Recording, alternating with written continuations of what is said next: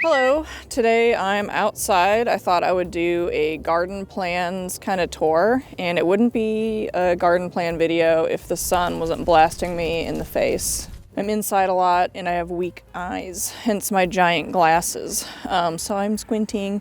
But I thought I'd just show you kind of what I'm planning this year for my garden. It's getting around that time and I feel like it's this huge rush, execute, and then the season's over. So I think I described gardening as being similar to bananas to someone recently, where they're good for 1 second and then they're brown. So anyway, thought I'd start from one end of the garden to the other, even though my whole property I kind of see as a garden. So yeah.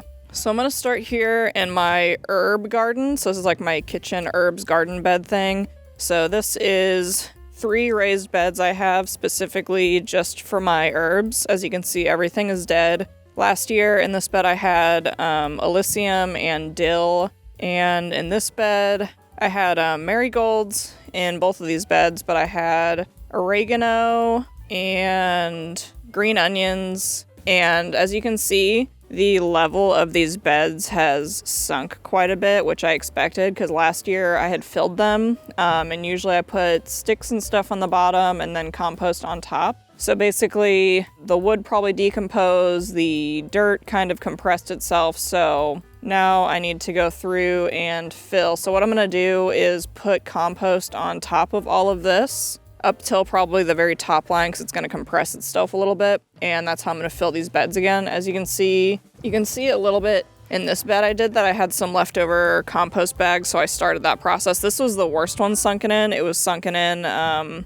hi, Rowan. It was sunken in like, I don't know, 6 inches. So I filled in a lot of that and leveled it out a little bit. But this was my rosemary, thyme, basil, and yeah, I think that was all that was in this bed. But as you can see, the thyme survived the winter. Thyme is pretty cold hardy. I was actually surprised it survived because I think at the coldest at night, it got to -10 this winter. So as you can see, it's still a little alive, so what I might do with this thyme is I'm going to put compost, raise the level up, and then I might cut this back so that it can get new, healthy growth, but that is alive. So this year, I think I'm going to do something similar. I really like rosemary. I always have basil because I like to do my own sauces. I'm probably going to do the oregano again, marigolds, the whole 9 yards. So I'm probably going to have pretty similar herbs in here this year. I think the only change I'm going to make is I don't think I'm going to do dill again. I really only did dill because I wanted to attract swallowtails.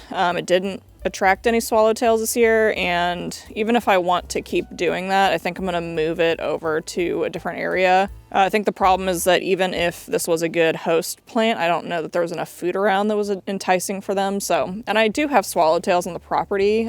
They just are in the pasture, and I wasn't able to get them to come this way. So anyway, but yeah, same deal. I need to raise this back up. And I think I'm going to turn this dill thing into either like echinacea or just a flower, just something ornamental that would be good for pollinators. So that might be what I do with this bed. And here's Kid wanting so much attention. Kid's kind of the barn cat that hangs out by the house for no reason. Even though like he wants me to pet him, but then he gets disgusted when I do. So anyway, that is the kitchen herb bed. And I have this thing. I don't know if I want to fill that with herbs or not. I'll see what I do with that this summer. And so, like I said, my whole property has like a ton of gardening spots. So it's kind of like really this year is about continuing landscaping plus garden. So I kind of see everything as my garden project. But this container, I need to level it out again. I need to fill the dirt back up before stuff starts growing. But last year I planted some perennials in this bed. I planted some bleeding heart and some columbine. Columbine is native to my area, so those are some pretty this is entirely a flower bed. And then also I had some, what is it?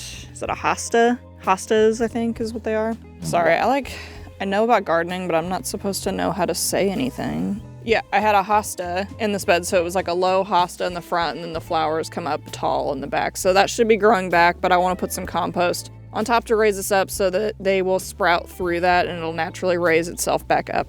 Kid being a slut.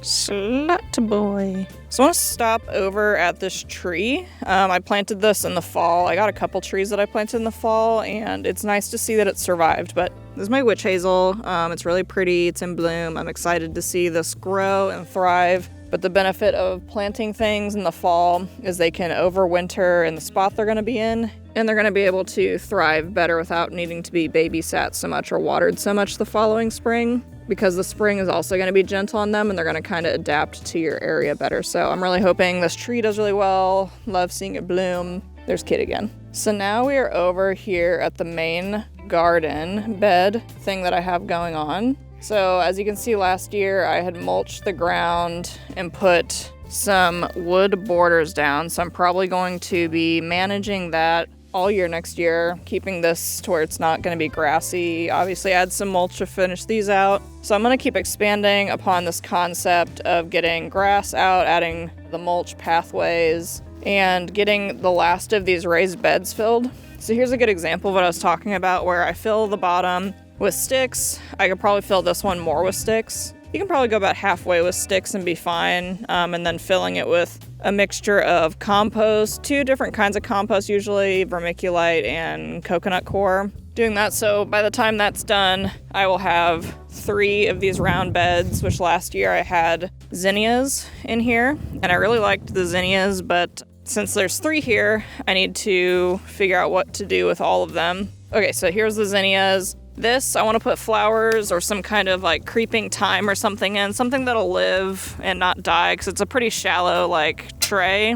Anyway, it's a shallow tray of dirt, so it can't have anything with too big of roots in it. And then this is the 3rd one. It had a raspberry plant in it, which I don't think I'm going to keep in this container because it's a really tendrily one. It's not a bush raspberry. So I may transplant this directly into the ground somewhere or in a raised bed elsewhere, and then just do something more compact in these, because I don't really want something sprawling out of here. So I might transplant that. And I think for these 3 beds, I'm either going to do some kind of blueberry bush or maybe all 3 flowers again if I don't like that idea. But I think those are the 2 options I have, is blueberries or flowers again.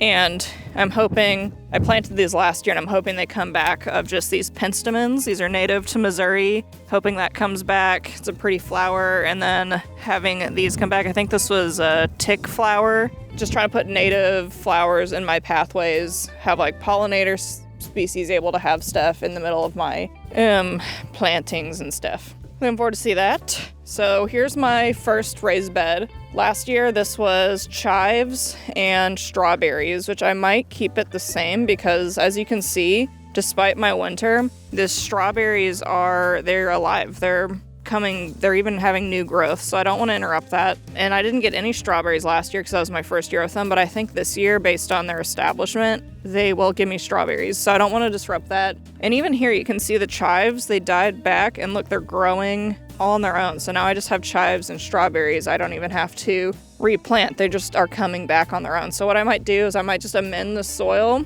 with some compost. Again, raise that level back up. You can see over here, it had dropped again. So just kind of lift that up, mulch it with some straw, hence strawberry. And then I had some marigolds planted on the border, so this is just the remnants of the marigolds. So just break those off and throw them on the ground. So this bed should just be strawberries and chives again, amend it with some fertilizer, some new compost I haven't used before, and it's all good. You can see my wood pathways are doing well, breaking down. There's some leaves in there. Now here's my second bed. This bed I did plant stuff in, but with really no plan. And as you can see, like everything else, I need to raise this soil level back up quite a bit. As you can see, this guy used to peek out over, and now he's sunk down.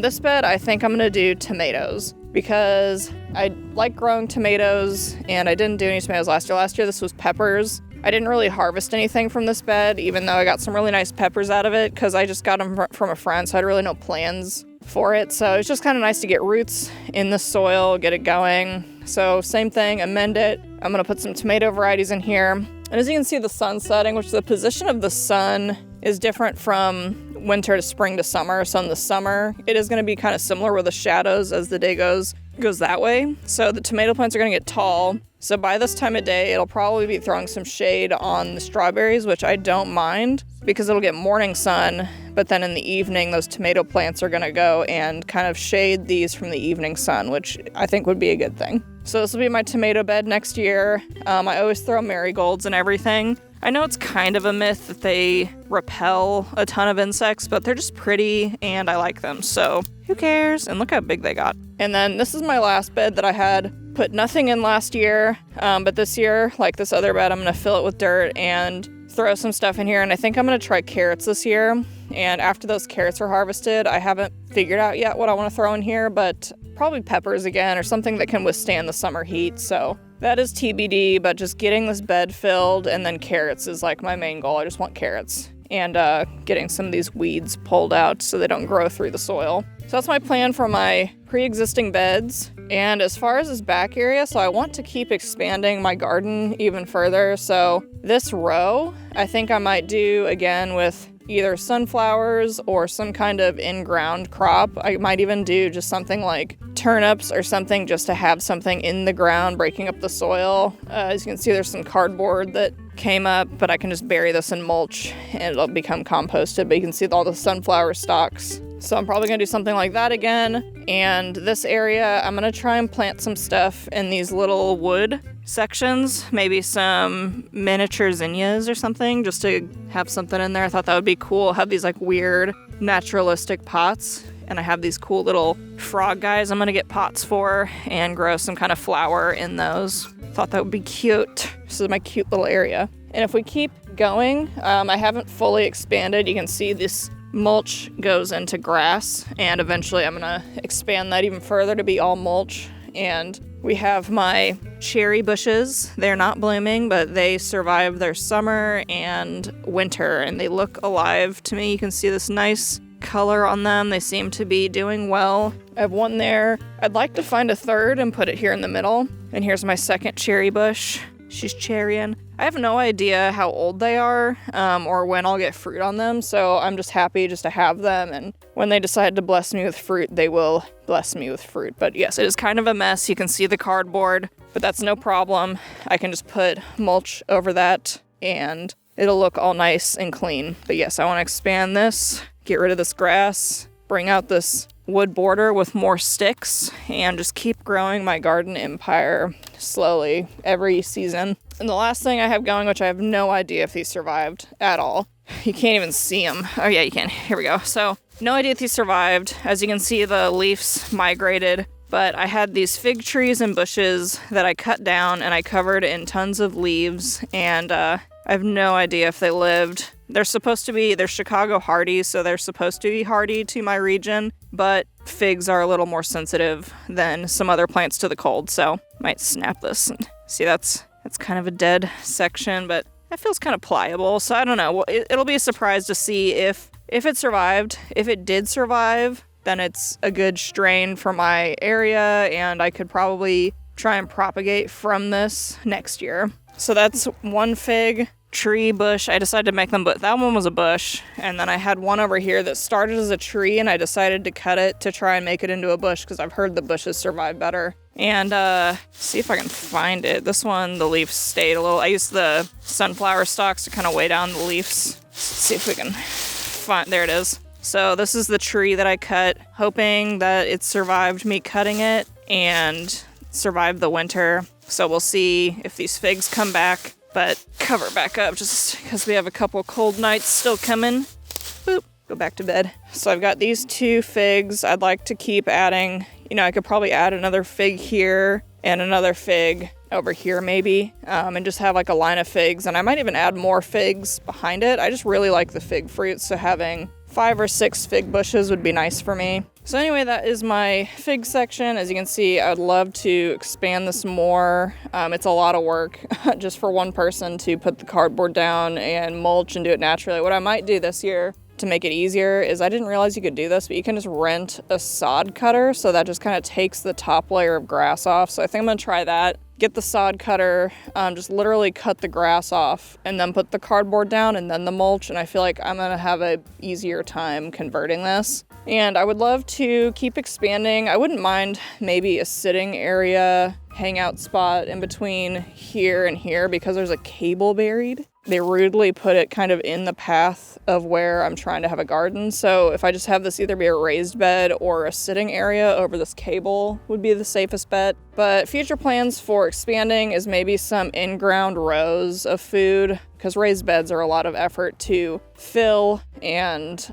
they're kind of expensive if you keep getting the metal ones. There are cheap ways to make the wood raised beds, which I might do kind of short raised beds as rows just to keep it organized. So that would be as simple as just getting like 4x12 or 18s and making beds out of those. But this would be kind of my row space where I'd grow stuff like leafy greens or carrots or I could even try corn. But yeah, it would be like an experimental area. And along here, so this is the edge of my garden. I'm thinking about sod cutting this as well and starting my pollinator area. So I want to make kind of like flower meadows around my garden. It's good for butterflies, good for me, good for the world, good for bees. And if I ever get a beehive situation going, that could be like a food source. So lots of potential space and areas, but I don't want to overwhelm myself. But that's kind of my current plans, is just kind of focus on these, get these finished out, and every year just be able to just kind of start popping things in the ground. And as like a last side note, I still would like to convert behind my chicken coop to be kind of like a 3 to 4 station composting system.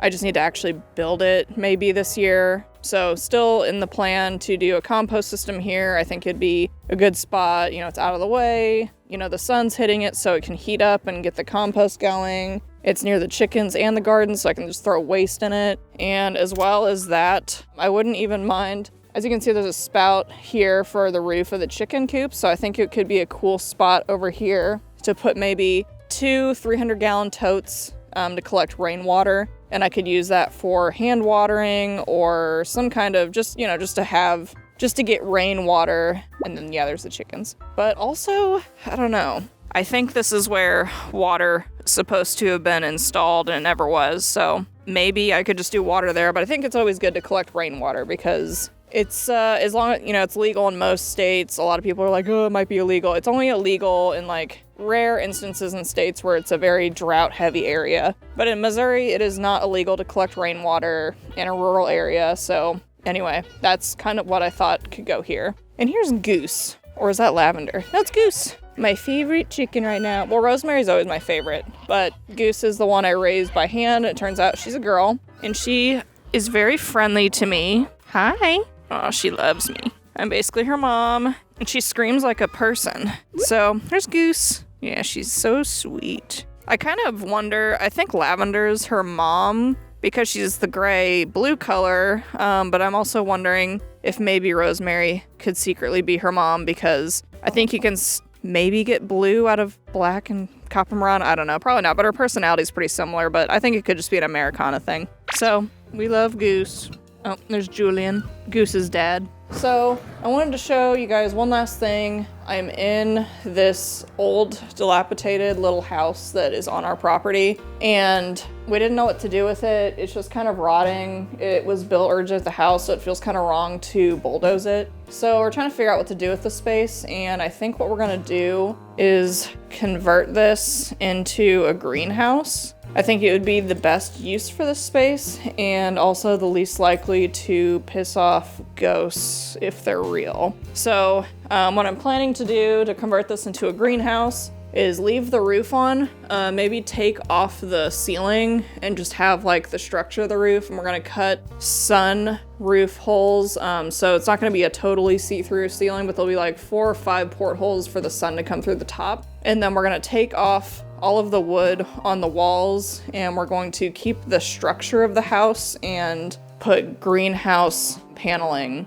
on the structure of the house, and leave stuff like the chimney, and we're gonna take the floor out. I think I want to take the floor out and maybe cut here so it's like a 2-level greenhouse. So this could be like a upper level with a little staircase, and then this would be like a lower level that's just bare gravel flooring, and I think it'd be a cool greenhouse space. We could reuse it, and we've been talking with someone, and apparently the Amish said they would come out and just take the wood off for free if they could keep the wood. So I'm all for that. They can do whatever they want with the wood. And I gotta get the barn cats out of there.